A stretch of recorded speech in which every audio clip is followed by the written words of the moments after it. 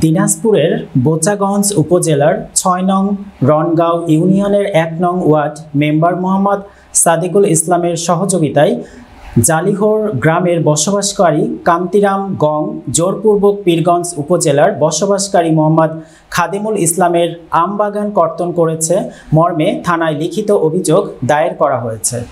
অভিযোগে জানা গেছে, গত ৩০ এপ্রিল বুধবার সকাল আনুমানিক 10:30টার সময় ইউপি মেম্বার সাদিকুল ইসলামের সহযোগিতায় কান্তিরাম, মিঠুন, নবানু, গণিত, উদয় রায়, মোহাম্মদ আমিন, মোহাম্মদ আলী ও উত্তম রায় সহ অনেকে হাতে দা, কুড়াল, বসিলা, শাবল নিয়ে বেআইনিভাবে খাদিমুল ইসলামের জালিহোর মৌজার JL নং 6, খতিয়ান নং CS10, SA 21, দাগ নং 201 এর ক্রয়কৃত 58% জমির উপর করা আমবাগানের প্রায় 117টি ফল ধরা গাছ শত্রুতামূলক কর্তন করে আনুমানিক 14 লাখ টাকার ক্ষতি সাধন করেছে।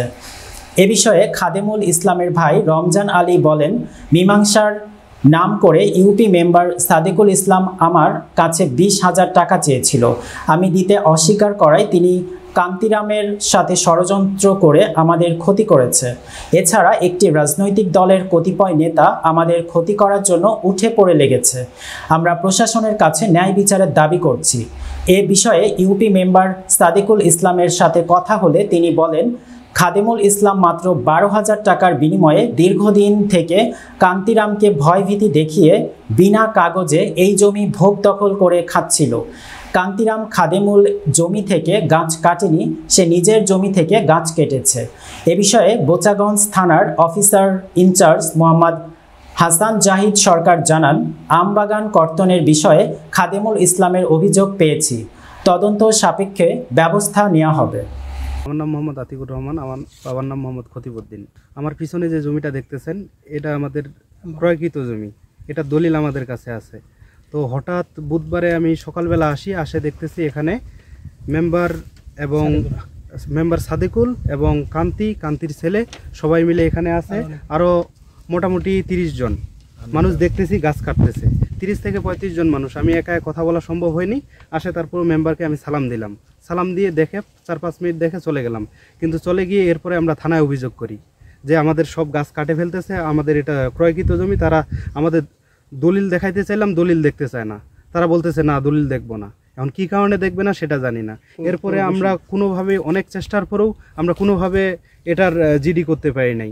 এখন আমাদের এটাই আবেদন, আমাদের এই গাছে যে ফলসহ এই গাছগুলা যে আমাদের নষ্ট করলো, আমাদের জমিটাও কিনা, জমির দলিল পর্যন্ত আছে, কিন্তু আমরা এখন এটার সুষ্ঠু একটা সমাধান চাই, সুষ্ঠু একটা বিচার চাই। আমি মোহাম্মদ রমজান আলী, গ্রাম বনুয়াপাড়া।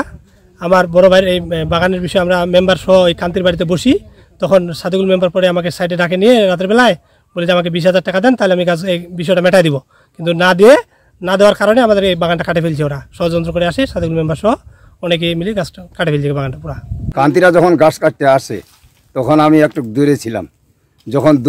তখন দূরে থাকতে থাকতে আমি কিন্তু বগলে আসলাম। বগলে আসার পর কান্তিকে বলছি, আরে কান্তি, এটা তো কাটা হিসাবে জমিটা বিক্রি করছি।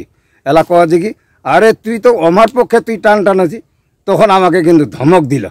আমার নাম মোহাম্মদ আলম। যখন এখানে গাছ কাটার সময় আমরা হয়ে আল্লাহ দেখি, দেখার পর আমরা আসে দেখি যে অনেক লোকজন নিয়ে গাছ কাটতেছে ওরা। আমরা দুজন ছিলাম, ওদের অবস্থান দেখে আমরা ভয়ে ওদের সাথে কোনো কথাবার্তা না বলে আমরা দেখে পাশায় চলে গেছি। ওদের হাতে কি চাকু ছুরি ছিল? এই দাও কুড়াল ছিল। খাদিমুল্লাহ এমরাই নাগাইছে।